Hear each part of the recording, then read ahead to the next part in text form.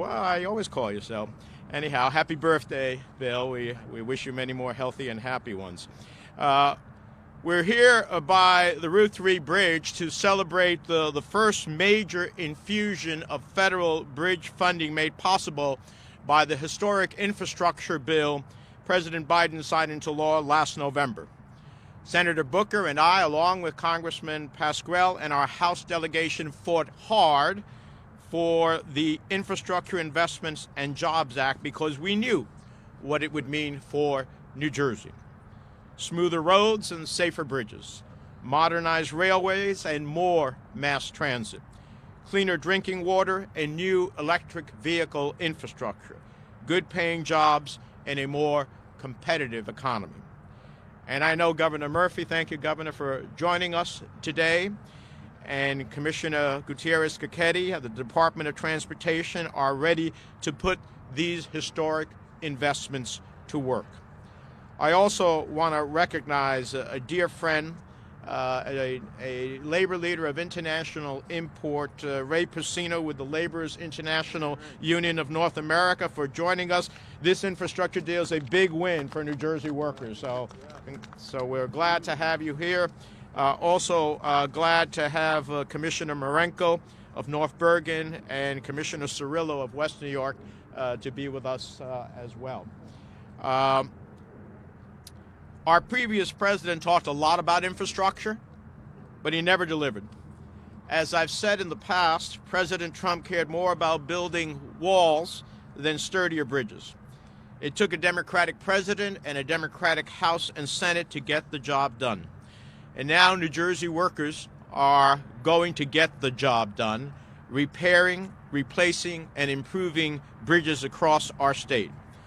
Over the next 5 years, more than $1.1 billion will help repair and replace dilapidated bridges throughout New Jersey, starting with this initial infusion of $229 million for 2022. That's on top of $6.8 billion in highway funding and over $4.1 billion in guaranteed transit funding headed our way. And we're also working to secure billions of dollars in competitive funds to complete Gateway and build new Trans-Hudson tunnels. Gateway, which got new, higher ratings, and we always said if we were honestly rated, we would get higher ratings by the Federal Transit Administration, just got those higher ratings, which opened the door to making sure that what many of you asked us at many press conferences, is Gateway dead? And we said, not by a long shot, it's alive, and it is moving forward. And there's another $12.5 billion we can compete through to the Competitive Bridge Investment Program. The Infrastructure Investment and Jobs Act is the largest investment in America's infrastructure since the creation of the federal highway system. That was 1950. 66 years ago. So this is beyond a generational investment. And boy, do we need it. Throughout New Jersey, we have 500 bridges in a state of disrepair, including the Route 3 bridge behind us today. New Jersey is the most densely populated state in the nation, so it's no surprise our bridges get a lot of wear and tear. But this is truly a nationwide problem. Americans travel across more than 45,000 dilapidated bridges throughout the United States, more than 171 million times each and every day. Rundown bridges are a hazard to public safety. And I'm not just talking about the threat of collapse. I'm talking about the traffic delays and the deadly car accidents, road congestion, and harmful pollution. Not to mention the longer commutes that force hardworking people to miss out hours of quality time with their families. Decrepit bridges also drive up costs for businesses and consumers, especially during a global pandemic that continues to disrupt our supply chains.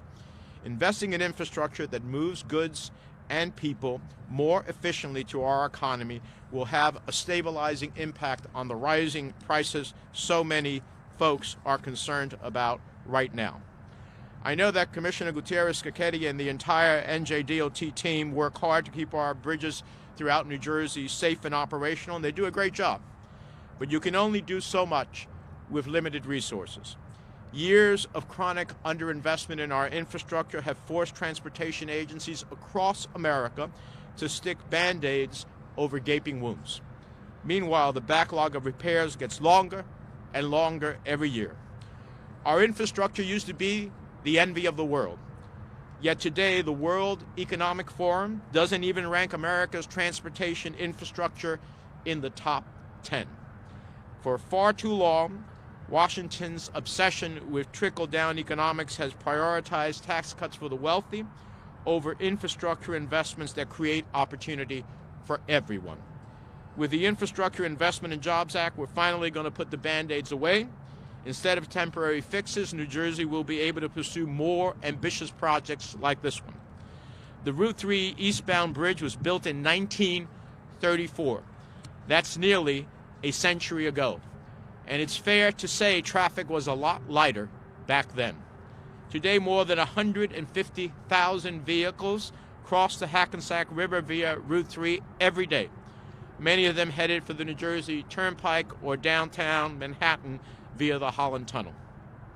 The ever-growing demand placed on this bridge have prompted New Jersey DOT to make several repairs and complete emergency work over the years.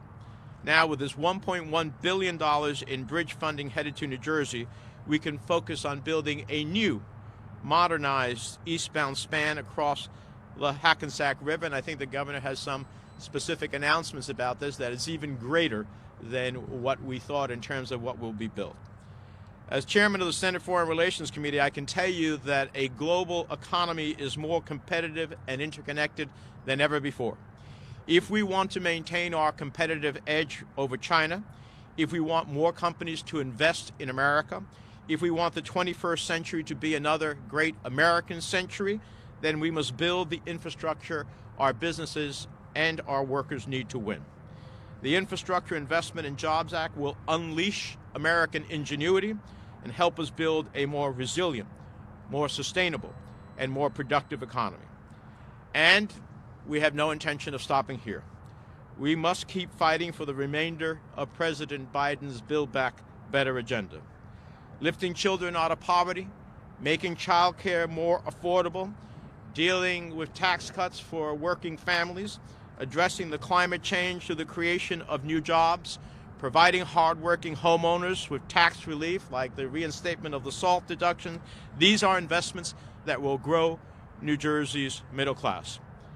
They too are a bridge to a more prosperous future for all Americans, and we are going to continue to fight for them as hard as we fought for this historic bipartisan infrastructure deal. Let me just say a brief word in Spanish, because I was told that we have several of our Hispanic press here, and then French as well. Je parle français très bien. Oui, okay. Well, you know, what other challenges you want to throw my way? No, okay. Simplemente estamos aquí con el gobernador, el senador Booker, el congresista Pascarelli y todos estos distinguidos personas para anunciar una inversión del gobierno federal enorme para nuestros puentes, para nuestra infraestructura, para nuestro sistema de transportación. Más de 1.1 billones de dólares van a ayudar a New Jersey, empezando con este proyecto que está atrás de nosotros en la Ruta 3 con 229 millones de dólares.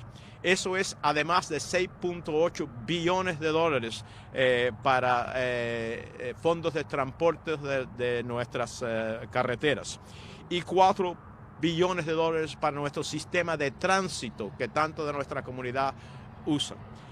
Y también tenemos una nueva meta que estamos logrando por una nueva nota que se dio para construir los nuevos túneles adentro de Nueva York y New Jersey.